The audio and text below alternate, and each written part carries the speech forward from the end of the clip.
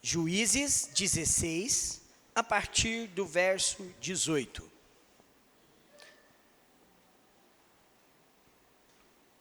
Diz assim a palavra do nosso Deus: vendo, pois, Dalila, que já ele lhe descobrira todo o coração, mandou chamar os príncipes dos filisteus, dizendo: subi mais esta vez, porque agora me descobriu ele todo o coração. Então os príncipes dos filisteus subiram a ter com ela, e trouxeram com eles o dinheiro. Então Dalila fez dormir Sansão nos joelhos dela, e tendo chamado um homem, mandou rapar-lhe as 7 tranças da cabeça. Passou ela a subjugá-lo, e retirou-se dele a sua força. E disse ela: os filisteus vêm sobre ti, Sansão. Tendo ele despertado do seu sono, disse consigo mesmo: sairei ainda esta vez como dantes, e me livrarei. Porque ele não sabia ainda que já o Senhor se tinha retirado dele. Então os filisteus pegaram nele, e lhe vazaram os olhos, e o fizeram descer a Gaza, amarraram-no com 2 cadeias de bronze, e virava ele um moinho no cárcere, e o cabelo de sua cabeça, logo após ser rapado, começou a crescer de novo. Até o versículo 22. Há alguns domingos eu tenho exposto este mesmo capítulo, e tenho me demorado nele. E nós temos abordado o tema dos perigos do coração. E nós já vimos o quanto Sansão cedeu, caiu nas armadilhas do seu próprio coração. Ele era uma pessoa que não aprendia com seus erros. Ele errava, mas ele não aprendia com os erros dele. Ele era uma pessoa que era orientado e seguia a sua vida com arrogância.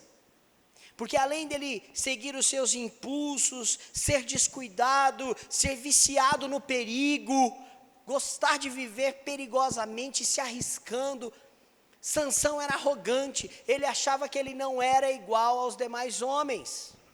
Ele achava que ele sempre ia se sair bem. E hoje nós vamos continuar falando desse aspecto. Ele era uma pessoa que confundia sucesso com arrogância. Nós vimos também nos sermões anteriores de que Sansão caiu no perigo de se relacionar num relacionamento destrutivo. Domingo passado nós falamos bastante disso. Ele se relacionou com uma prostituta que morava em Gaza, na capital dos filisteus. Se arriscou.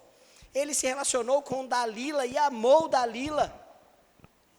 E não era um amor abnegado, era um amor carente, como disse C.S. Lewis, que buscava seus próprios interesses, usava Dalila para os seus prazeres.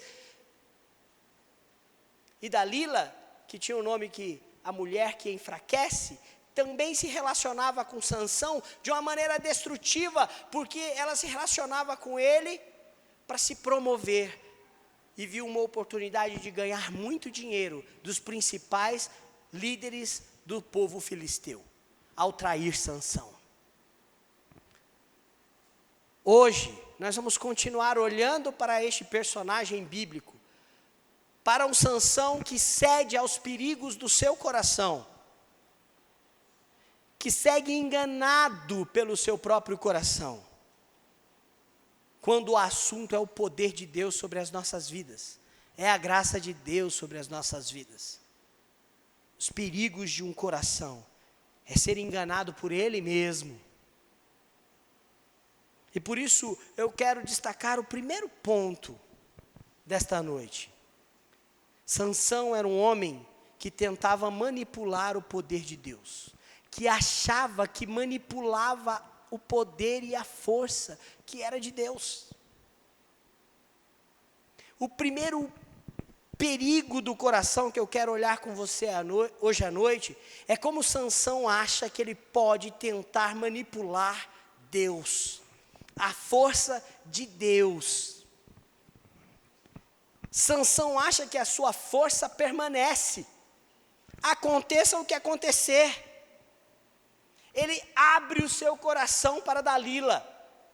Ele conta os segredos do seu coração e do seu relacionamento com Deus, do seu voto para Dalila. Ele revela o voto de Nazireu, que faz parte do seu chamado especial como juiz. Ele derrama este coração. E ele ainda pensa, como diz o versículo 20, sairei ainda desta vez como saí antes e me livrarei. Ele põe tudo a perder, ele menospreza o relacionamento com Deus, ele menospreza a aliança com Deus, a obediência aos pais, tantas outras coisas que nós já vimos nestes estudos, durante a sua vida inteira, e ele acha que ele ainda vai se dar bem.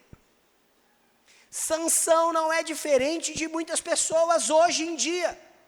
Pessoas que negligenciam a graça de Deus e tentam transformar a graça numa graça barata, como diz Dietrich Bonhoeffer.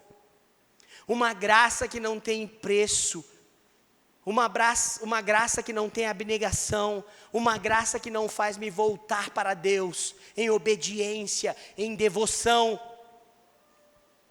Sansão acha que vai se sair livre, como se saiu tantas vezes. Ele acha, no versículo 20, que vai se dar bem, como ele fez tantas vezes. E este é o grande perigo do nosso coração. Nós nos acostumamos com as vezes que nos saímos bem, inclusive por causa da graça de Deus, sobre as nossas dificuldades e pecados. Sansão achava que podia manipular o poder e a força de Deus que estava sobre ele. Vou me livrar como me livrei sempre. Vou me dar bem como sempre me dei bem. Ele já havia quebrado o voto de Nazireu várias vezes, muitas vezes. Casamento de jugo desigual, noites de bebedeira, orgias, tocar em animais mortos. Tantas vezes, Sansão quebrou o seu voto de Nazireu. Tantas vezes ele arriscou a sua vida, tantas vezes ele viveu por impulso, mas ele sempre teve força. O Senhor sempre os livrou, e com isso nós aprendemos uma coisa importante. Não se pode manipular a força de Deus. Não se pode manipular, fazer como nós queremos com o que Deus age. Ele pensou tantas vezes, o Espírito de Deus me encheu, e eu matei leão, eu matei homens, eu carreguei uma porta muito pesada da cidade, com uma queixada de jumento eu feri 1000 homens. Tantas vezes eu me livrei de cordas que foram amarradas sobre mim. Como sempre, eu vou me dar bem, porque eu posso manipular isso, eu posso fazer do meu jeito. E muitas vezes nós conduzimos a nossa vida assim. Entenda, não se pode manipular o poder e a força de Deus. Eu quero fazer você lembrar do começo da história de Sansão, quando ele resolve casar com uma estrangeira, em jugo desigual, e os seus pais ficam chateados, magoados, porque Sansão está desprezando a aliança. No capítulo 14, verso 4, há uma explicação do livro, há uma nota de rodapé, e não se trata de Sansão, se trata de Deus. Deus permite que Sansão faça isso, porque Deus tem um propósito. Eu vou ler o versículo 4. Mas seu pai e sua mãe não sabia que isso vinha do Senhor, pois este procurava ocasião contra os filisteus, porquanto naquele tempo os filisteus dominavam sobre Israel. É Deus quem age com o seu poder, principalmente porque o povo de Israel não queria se libertar dos filisteus. Sansão, que foi chamado para ser juiz, também não queria libertar o povo de Israel dos filisteus. Então Deus move os acontecimentos para fazer a sua vontade. E toda a força de Sansão, todos os livramentos de Sansão ocorrem justamente para o plano e o propósito de Deus se cumprir. Não é por causa da vontade de Sansão. Não se pode manipular a Deus. a força dele e o poder dele. Acontece que Sansão entendeu errado. Ele olhou aqueles acontecimentos e viu, quando eu quiser. Ele até brincava com isso. Com Dalila, ele brincou 4 vezes. Não, me amarra assim, me amarra daquele jeito. Ele sabia que Dalila estava para traí-lo. O capítulo 16 diz que ele estava impaciente, porque surgiu no coração de Sansão o desejo de matar. Então ele abre o coração para Dalila. Ele ficou impaciente, ele gostava dessa vida, ele achava que ele ia se dar bem. Só que no versículo 19, depois de Sansão dormir nos joelhos de Dalila, e ter a sua cabeça rapada, as suas tranças, o seu cabelo cortado, um sinal de um pacto com Deus, de um voto com o Senhor de consagração, a expressão final do verso 19, como o versículo termina, é assim: e retirou-se dele a sua força. Não se pode manipular a força e o poder de Deus.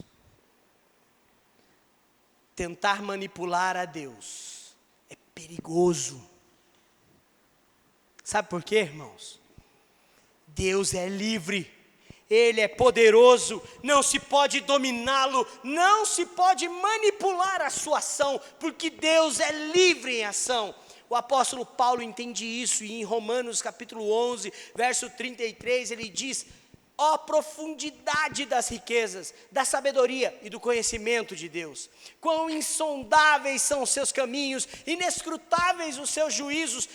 Quem conheceu a mente do Senhor? Quem foi o seu conselheiro?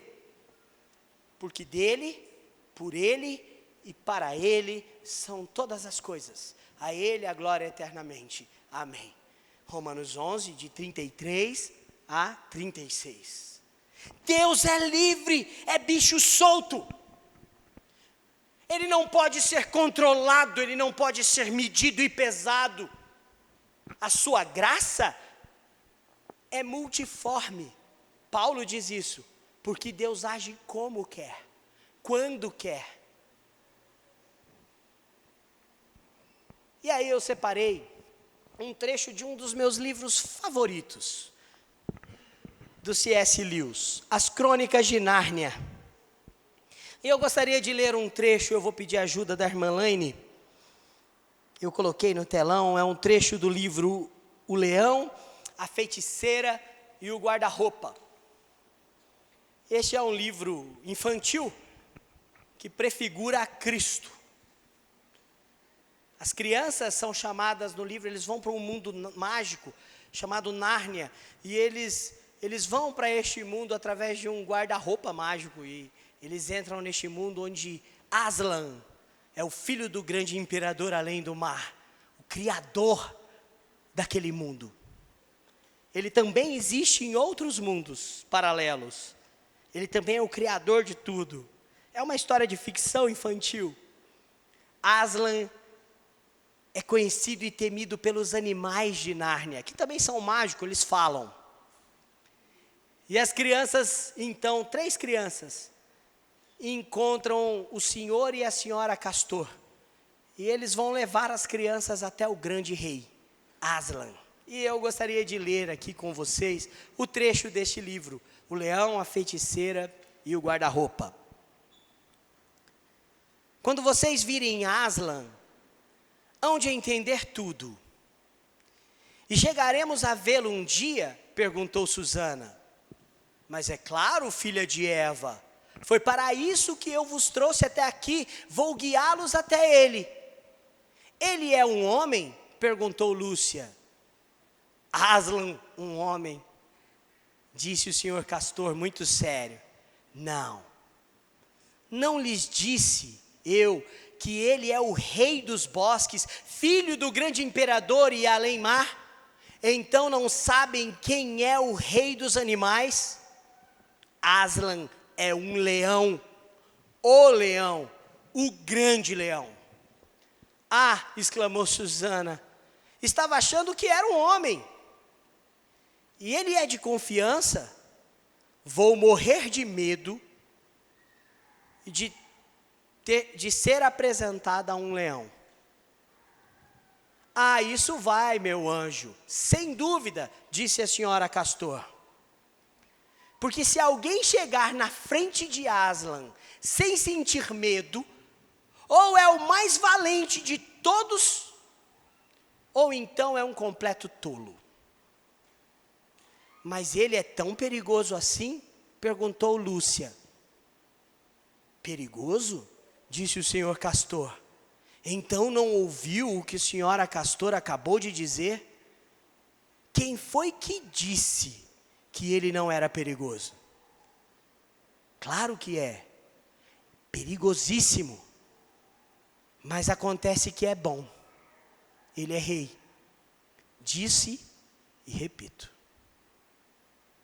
Aslan é a figura de Cristo no livro. Ele morre para redimir Edmundo, um dos filhos de Adão. Perigoso, terrível, incontrolável. Esse é o nosso Deus. Não se pode manipular, nem controlar a sua força. Mas Ele é um Deus gracioso, poderoso, inigualável. Antes, ele se livrava e agia com a força do seu poder. Ele errava e continuava se dando bem. Era assim que Sansão fazia. Agora, ele errou e a gente sabe que ele não vai se dar bem. O que mudou? Ele quebrou os votos tantas vezes? Ele menosprezou tantas vezes? Ele agiu errado tantas vezes? O que mudou? E aí eu gostaria de ir para o ponto 2 da exposição hoje à noite, que é, Sansão caiu no perigo do seu coração, por não acreditar que a força e o poder vinham da consagração com Deus. Sansão não acreditava que a sua força, que o seu poder vinha de uma vida consagrada com Deus. Ele não acreditava mais que era Deus a razão da sua força, e o fato dele ter sido consagrado para Deus. Após ele abrir o coração para Dalila, ele revelar o seu voto de consagração, porque os inimigos não sabiam disso, ele dorme. E olha que interessante, ele dormiu nas outras vezes. E por que ele sempre dormia assim, tranquilo? Porque ele confiava em si. Nós vivemos numa época, olha, ei, preste atenção. Quando você ouvir o evangelho que ensina você a confiar apenas em si, abandone, porque isso não é o verdadeiro evangelho. Nós somos traídos pelas armadilhas do nosso próprio coração, que é idólatra, que é pecaminoso. O evangelho verdadeiro faz com que reconhecemos o nosso pecado, a nossa falha, e recorramos sempre a Deus. Sansão dormia tranquilo, não porque ele confiava em Deus, mas porque ele confiava em si, ele podia fazer o que ele quisesse, e é assim que ele conduz a sua vida. Ele não acredita no Deus que ele diz falar, e por tantas vezes o livrou. Ele não acredita que a força depende de Deus, mas depende dele. Ele age assim porque não acredita na consagração. E aqui nós temos um problema. Eu quero citar o Timothy Keller, que é um teólogo que eu tenho usado muito aqui em Juízes, tenho bebido muito dele e tenho que tomar cuidado para não pregar os escritos dele. O Timothy Keller diz assim sobre Sansão. Ele diz: o seu auto-engano não era apenas psicológico. Ele era arrogante, ele era autoconfiante, ele gostava de viver perigosamente, ele se livrava, ele achava que ia se dar bem sempre, como sempre se deu. Não era só um problema psicológico, o problema de Sansão era teológico. Ele não acreditava do jeito certo, o foco não era Deus, era ele. E é o grande problema da nossa geração, que vive hoje um relacionamento ansioso com as coisas, destrutivo com as pessoas, e egocêntrico para com Deus, porque não se trata mais de quem Deus é, se trata de quem nós somos e do que podemos fazer. Há uma religião humanista sendo pregada e sendo ensinada e cultuada e louvada nos cânticos gospel.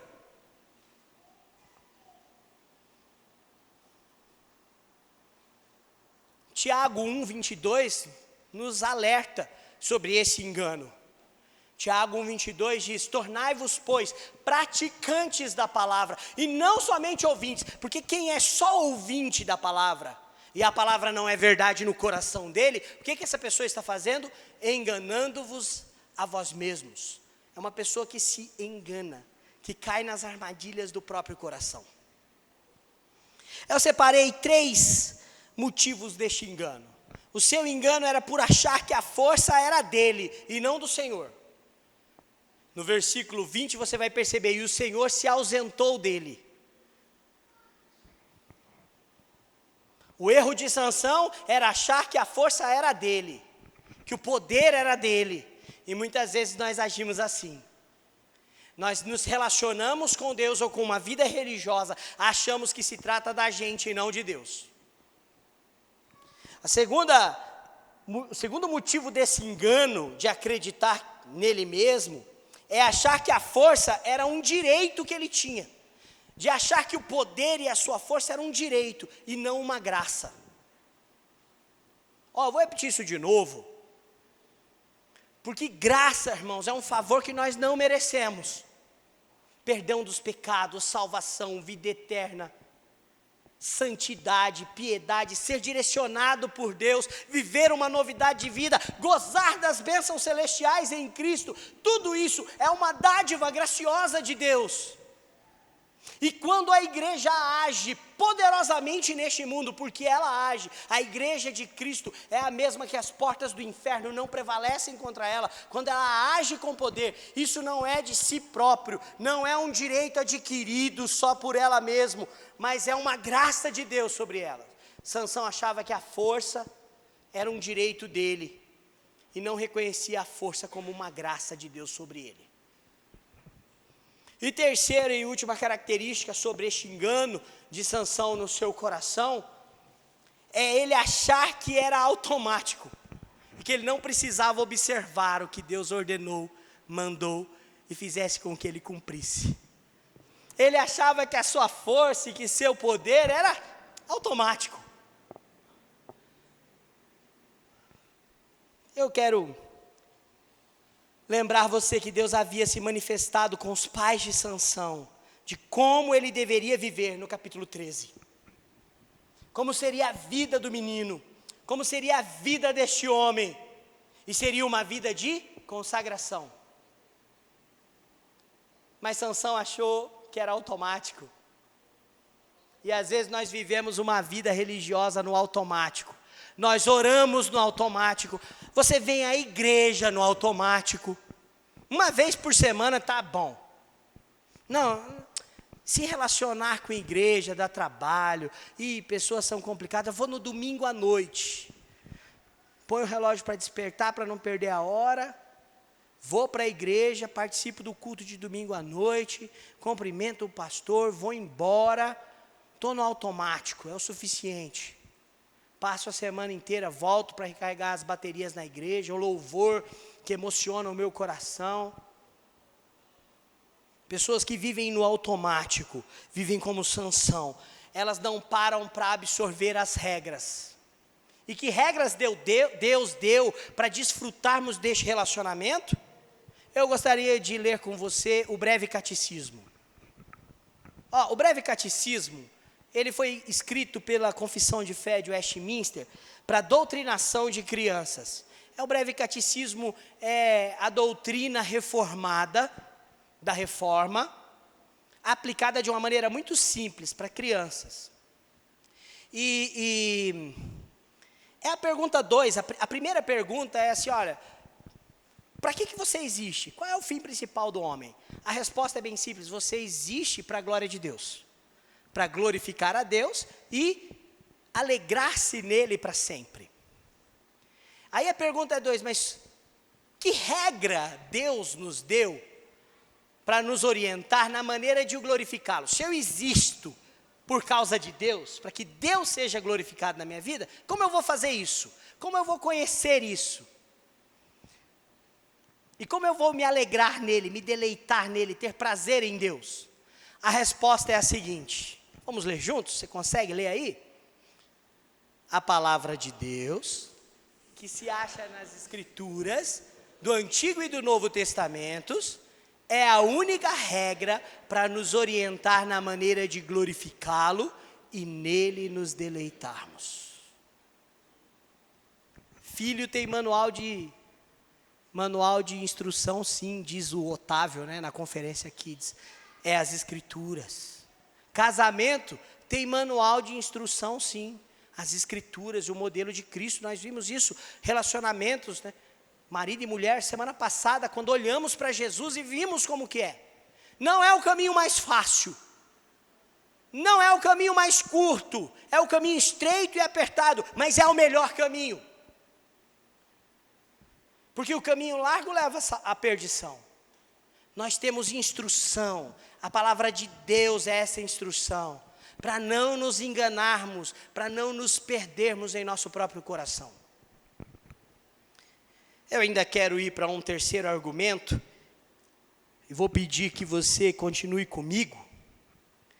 Porque além de Sansão tentar manipular o poder de Deus, achar que ele pode fazer isso, esquece que Deus é terrivelmente incontrolável, manipulável. Ele é o grande Aslan, perigoso, livre e bom. Além dele achar e não acreditar que a força e o poder é por causa do relacionamento com Deus de consagração, vem de Deus, eu gostaria de propor uma solução. E o meu terceiro ponto é uma solução que o próprio texto aponta, que está presente no texto. A história fala disso. Não pode existir força e poder em nossas vidas se não houver discipulado. Ah, pastor, discipulado é no Novo Testamento. Discipulado não é seguir Jesus. Não estamos falando de Sansão. Irmãos, não pode haver força e poder se não houver discipulado. O que é um discipulado? É seguir perto do mestre. É caminhar com Deus. Enoque andava com Deus. Um discípulo. Jesus chama discípulos para andar com Ele, viver com Ele, aprender dEle. O propósito da consagração de Sansão é que ele vivesse próximo de Deus. E toda a força de Sansão dependia do Espírito Santo encher a vida de Sansão. Não é isso? Olha os versículos anteriores. E o Espírito do Senhor se apoderou de Sansão. Sempre era assim. Há um relacionamento, há a presença do próprio Deus na força e no poder de Sansão. Não existe força na vida da igreja, não existe poder para a igreja, se ela não caminhar lado a lado com o Senhor. Se ela não tiver uma relação no Espírito Santo, porque é Ele que é a fonte de força e de poder da igreja. O voto de consagração representa um relacionamento próximo com Deus, com os propósitos que Deus tinha para a vida de Sansão. Mas isso foi desprezado por ele. Sansão perde a sua força, perde o seu poder, quando o Senhor se retira dele. Não é isso que diz a parte final do verso 20? Ele tenta, os filisteus vêm contra mim, eu vou me livrar como me livrei antes. E aí o texto diz assim no versículo 20, e eis que, porque ele não sabia que já o Senhor se tinha retirado dele. Ele acha que ele vai matar os filisteus, mas ele não sabia que o Senhor se havia retirado dele. E o que acontece quando o Senhor se retira de Sansão? Ele é dominado, ele é subjugado, furam os seus olhos. Prendem ele no cárcere com guilhões de bronze. Colocam ele para rodar um moinho, como um animal cego que fica dando voltas em círculos. Sem a presença de Deus, estaremos perdidos. Por que isso tem a ver com discipulado? Qual é a promessa que Jesus faz para a igreja, para os seus seguidores, para os discípulos? Em Mateus capítulo 28, versículo 20. Porque eis que estou convosco todos os dias, até a consumação dos séculos. Qual é a primeira promessa que Jesus faz em Atos capítulo 1 para os seus discípulos? Versículo 8: recebereis poder ao descer sobre vós o Espírito Santo. A igreja só tem poder para testemunhar. Sereis minhas testemunhas em Jerusalém, na Galiléia, na Samaria e até nos confins do mundo. A igreja só receberá força e poder para ser testemunha de Cristo com a presença do Espírito Santo. Há discipulado, há comunhão com Deus, há comunhão com Cristo, há comunhão com o Espírito Santo. Sem a presença dele, estamos perdidos. Hoje pela manhã, na escola dominical, estudamos o Evangelho de João, capítulo 10, onde Jesus se apresenta como o pastor. E ele diz que quando o pastor não está presente, não cuida das ovelhas, as ovelhas estão vulneráveis aos ataques malignos dos lobos e dos ladrões. A questão da nossa força e do nosso poder, da autoridade, de uma vida graciosa, depende do nosso discipulado, do nosso andar com Deus. Você pode se perguntar, pastor, mas por que nessa altura do campeonato Deus se retira de Sansão? Por que Deus deixa Sansão? No discipulado, irmãos, nós somos tratados espiritualmente. No discipulado, Deus nos corrige. No discipulado, Deus nos trata. Foi assim com os discípulos, assim com a igreja, é assim com Sansão. Domingo que vem você vai ver que Sansão vai fazer uma oração. E ele não vai orar mais assim: eu tenho uma força, vou me livrar. Ele: Senhor, mais uma vez eu te peço, vem sobre mim. Mais uma vez, vem sobre mim. Porque com a tua presença eu destruirei os teus inimigos. A verdade, meu irmão e minha irmã, que no discipulado nós somos tratados espiritualmente. Eu quero lembrar do apóstolo Paulo com você. Eu coloquei esse texto aqui no telão, da segunda carta de Paulo aos Coríntios, no capítulo 12, a partir do verso 7. Eu vou ler ali na televisão, onde Paulo, para que não ficasse soberbo e arrogante, recebeu um espinho na carne. E qual o propósito disso? Saber que o poder vem de Deus e de que ele é fraco. Você conhece esse texto, mas eu faço questão de fazer a leitura toda, tudo bem?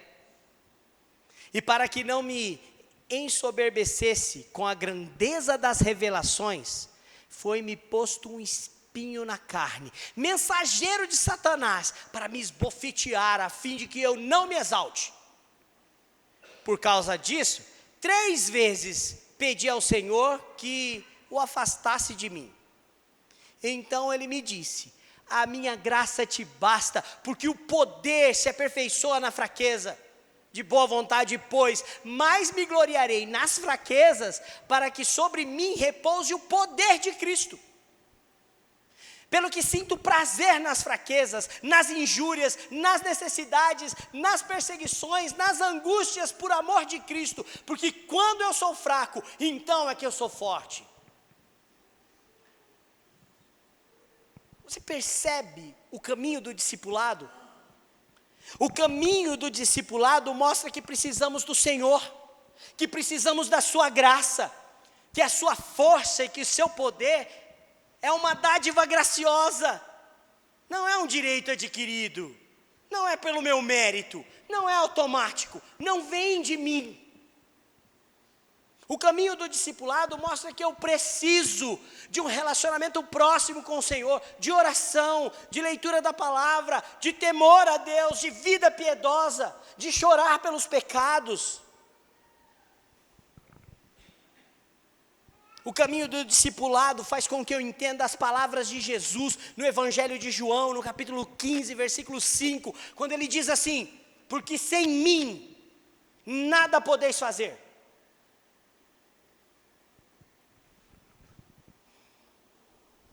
Nós somos alertados ao perigo do nosso coração, de tentar manipular o sagrado, e ele não pode ser controlado, de achar que a nossa força é nossa, e que vamos nos livrar como sempre fazemos. Precisamos do discipulado, precisamos andar com Deus, precisamos de uma vida próxima a Cristo, precisamos aprender com Ele, precisamos ser tratados no discipulado, porque no caminho do discipulado, a proposta é do Senhor e não nossa. Só Jesus é a nossa força, só Jesus é o nosso Salvador. Olá pessoal, espero que vocês tenham gostado do nosso vídeo, e se você deseja continuar acompanhando as exposições bíblicas do sermão da nossa igreja, se inscreva no canal, toque o sininho para você receber as notificações dos novos vídeos. Eu te peço mais uma coisa, ajude-nos a compartilhar esse ministério nas redes sociais para os seus amigos e para as pessoas que você deseja alcançar com esta palavra. Que Deus te abençoe muito e obrigado.